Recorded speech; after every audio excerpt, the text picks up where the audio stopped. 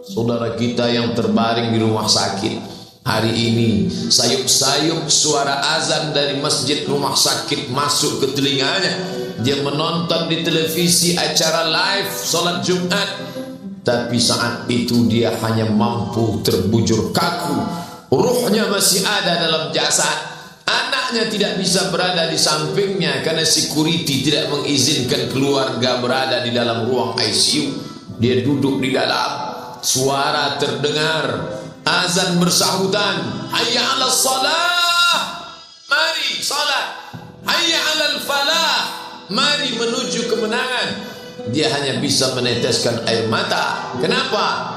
Kalau dulu dia waktu sehat sempat beribadah, penyesalannya tidak terlalu banyak. Tapi kalau di saat sehat walafiat tak sempat untuk menempelkan kening ke lantai, tak sempat melangkahkan kaki ke rumah Allah, tak sempat mendengarkan khutbah, maka tak ada duka di atas duka. Air mata yang meleleh tak dapat mengembalikan masa lalu. Lan tarji'al ayyamul lati madat, yang lalu tak dapat diulang kembali. Air mata darah menangis, yang sakit tak akan sembuh, yang mati tak akan hidup.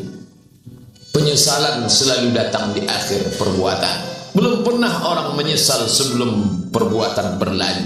Selalu penyesalan di akhir. Di saat itu penyesalan tak lagi bermakna. Apa kata mereka ketika melihat azab Allah? Rabbana, hai Tuhan kami, ya Rabb kami, absarna, mata kami sudah melihat azab, wa sami'na, telinga kami sudah mendengar suara tangisan, teriakan, pekikan di dalam neraka. Farji'na, kembalikan kami lagi ke dunia, na'mal salihah, kami ingin beramal saleh. Inna muqinun, kami yakin seyakin-yakinnya. Tapi saat itu penyesalan tak lagi bermakna, karena dunia tak mungkin utuh semula, karena sudah menjadi sunnatullah yang lampau tak akan kembali. Idza sama'un fatarat, langit terbelah. Wa idzal kawakibun tasarat, planet-planet bertabrakan.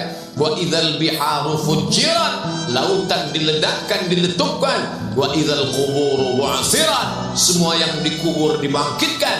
Alimat nafsum ma qaddamat wa akharat, disitulah orang baru sadar apa yang dulu pernah aku lakukan. Wa qadimna ila ma 'amilu min 'amalin, semua amal mereka kami tunjukkan, kami datangkan. Ini amalmu, ini infakmu, ini wakafmu, ini sedekahmu, ini salawatmu, ini bacaan Qur'anmu, ini zikirmu. Tersenyum mata melihat amal. Faman ya'mal mithqala dzarratin khairan yarah. Tapi jangan lupa, apakah yang dosa-dosa itu dilupakan begitu saja? Yang buruk pun akan nampak juga. Faman ya'mal mithqala dzarratin syarran, sebesar ujung rambut, sebesar telapak kaki semut yang hitam, di atas batu yang hitam, di tengah malam yang gelap, di dalam samudra yang gelap, akan ditampakkan juga pada hari itu. Yauma tublas sarair, segala rahasia ditunjukkan, dan mata akan melihat dengan penglihatan yang nyata. Mulut tidak lagi bisa menjawab. Al-yawma nakhtimu ala afwahihim, hari itu mulut kami kunci, karena mulut itu yang dulu pandai mencari-cari alasan, bersilat lidah, maka hari itu lidah dikunci.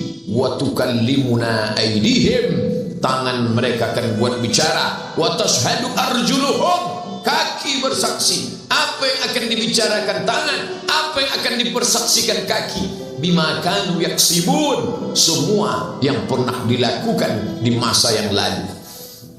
Berapa atasanmu sanggup memberi gaji sehingga begitu enteng kau tinggalkan sholatmu? Apa yang dijanjikan istrimu sehingga begitu enteng kau berikan yang haram, hanya rayuan sesaat, padahal dia pun akan meninggalkanmu sebelum masa tua tiba. Apa yang dijanjikan anak-anakmu? Ayah, kami akan menjagamu di hari tuamu nanti, maka berikan kami yang kami inginkan, belikan kami rumah yang besar, belikan kami kendaraan yang mewah. Nanti setelah hari tua kami akan menjagamu, kata mereka. Tapi setelah kita tua, Dosa-dosa begitu banyak terkumpul, mereka pun meninggalkan kita di panti jompo yang penuh dengan kesunyian, hening, sepi. Suara cucu tak terdengar menangis, karena mereka pun malu mengakui kita sebagai orang tua. Suapkanlah yang haram ke mulut mereka, berikanlah yang batil ke dalam perut mereka. Itu hanya akan menjadi azab di dunia sebelum hari kiamat tiba. Ish masyita, hiduplah sesuka hatimu. Ish masyita, apa yang mau kau makan, makanlah. Apa yang akan kau bekerjakan, kerjakanlah. Fa innaka mayyit, tapi ingat, kau akan menjadi mayat, kau akan mati. Semua akan diminta pertanggungjawaban di hadapan Allah Subhanahu wa ta'ala. Hari ini orang boleh tertawa, hari ini orang boleh merasa dunia dia yang punya, tapi sampai masanya yang hijau akan berubah menguning, yang kuning akan mati, yang mati akan menjadi debu, yang debu ditiup angin hampa tak bermakna. Lalu apa yang akan dibawa menghadap Allah Subhanahu wa ta'ala? Amal saleh. Kalau pernahlah mulut itu membaca sepotong dua potong ayat sebelum berangkat bekerja, kalau sempatlah masuk ke kamar mandi mengambil air wudhu, salat sunat duha sebelum berangkat bekerja, kalau sempatlah ketika duduk dalam suasana santai membuka iPad lalu dibuka Quran digital sambil melihat beberapa ayat merenungkan maknanya, mengingat mati, kalau sempatlah mulut mengucapkan subhanallah wa bihamdihi subhanallahil azim, kalau sempatlah anak istri dibawa ke masjid iktikaf mendengarkan pengajian, kalau sempatlah beberapa persen dari pendapatan itu dilimpahkan ke rumah anak yatim panti jompo masjid, kalau sempatlah beberapa meter tanah dibeli untuk pembebasan mendirikan rumah Allah, kalau sempat memberikan beberapa karpet untuk rumah yang selalu ditinggalkan, kalau sempatlah membelikan beberapa kilo beras untuk yatim piatu dan panti jompo, itu yang akan menolong di hadapan Allah.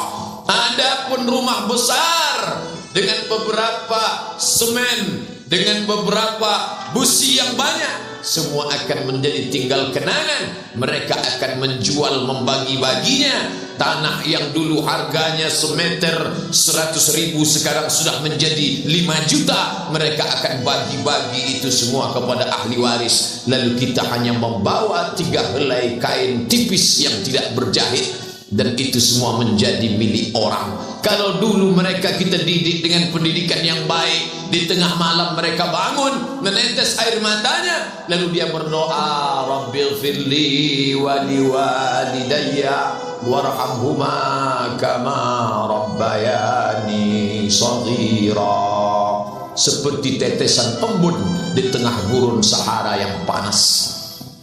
Kalau sempatlah mereka berdoa, Allahumma fir lahu warhamhu wa'afihi wa'fu anhu, maka mengalirlah air yang sejuk ke tenggorokan yang kering. Kalau sempatlah mereka membeli makanan, diundangnya anak yatim, diusapnya kepala, ya Allah, terimalah sedekahku ini untuk almarhum ayahku, almarhumah bundaku. Aku tak dapat membalas budi baik mereka, ya Allah, mereka sudah mendahului aku. Maka akan mengalirlah itu sebagai pelipur lara di tengah alam barzakh sementara kiamat tiba. Tapi kalau mereka hanya dididik dengan keduniawian, dididik dengan kemewahan, disumbat mereka dengan materi, tak pernah diingatkan pada mati. Ketika kita mati, mereka pun juga akan mati perasaan ingatannya. Paling celaka lagi, mereka mengingat kita dengan mengantarkan bunga, mereka mengingat kita dengan pakaian hitam, mereka mengingat kita dengan suara musik, mereka mengingat kita dengan memajang foto kita besar-besar di dalam rumah. Dan itu hanya menjadi penghalang rahmat Allah turun, tidak berkesan sedikit pun. Mereka sedang menyangka kalau dinyanyikanlah lagu kesenangan kita, terobat rindu hatinya. Kalau dipajangnya foto kita, dilingkarkannya karangan bunga, puas rindunya. Padahal itu tidak membuat pengaruh apapun kepada kita di alam barzakh.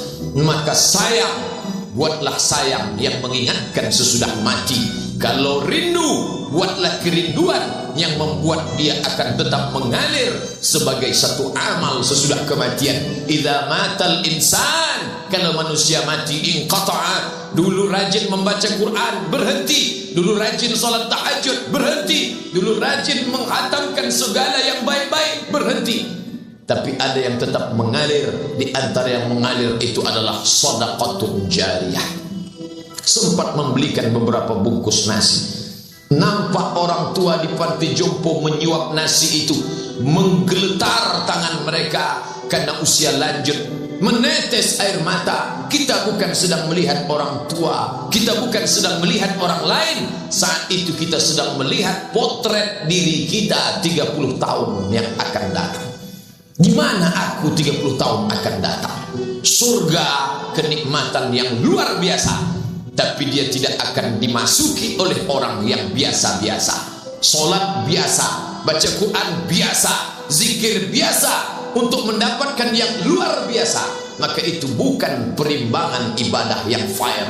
Hanya dengan solat wajib biasa, hanya dengan baca Quran biasa, hanya dengan zikir biasa, hanya dengan sedekah biasa, berharap akan masuk ke dalam surga yang luar biasa.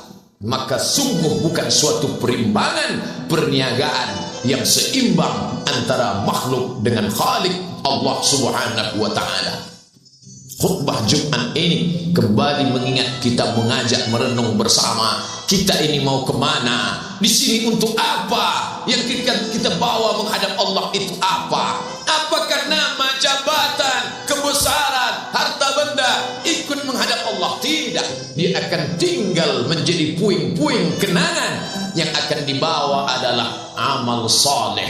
Makanya kita selalu berdoa selesai wudu, Allahumma ja'alni minat tawabin waj'alni minal mutatahhirin. Ditutup dengan waj'alni min ibadikas salihin. Karena orang yang soleh lah yang selamat dari kerugian, yang lain rugi. Innal insan, semua manusia lafi khusrin, rugi. Yang kaya rugi, yang punya kuasa rugi, yang ganteng rugi, yang punya anak rugi, yang punya istri rugi. Tapi ada yang beruntung, illallazina amanu, kecuali yang beriman, wa amilus salihati, dan beramal saleh. Itulah orang yang beruntung, karena dia akan hidup dalam kehidupan yang kekal abadi, membawa iman dan amal salehnya. Kalau sampai hari ini masih bersemayam di dalam diri kita, mari kita jaga dan kita berharap kepada Allah husnuzan. Allah menutup usia kita ini dengan husnul khatimah. Ketika itulah malaikat datang memanggil, menyambut. Ya ayyatuhan nafsul mutmainnah, wahai jiwa yang tenang, irji'i ila rabbiki, kembalilah engkau kepada Tuhan Rabbmu, radiyatan mardiyah, engkau ridha kepada Allah, Allah pun ridha menerima engkau sebagai hambanya. Fadkhuli fi ibadi, masuklah engkau ke dalam golongan hambaku. Wadkhuli jannati, masuklah engkau ke dalam surgaku. Saat itu roh keluar dari badan seperti tetesan air di hujung daun yang lembut menetes.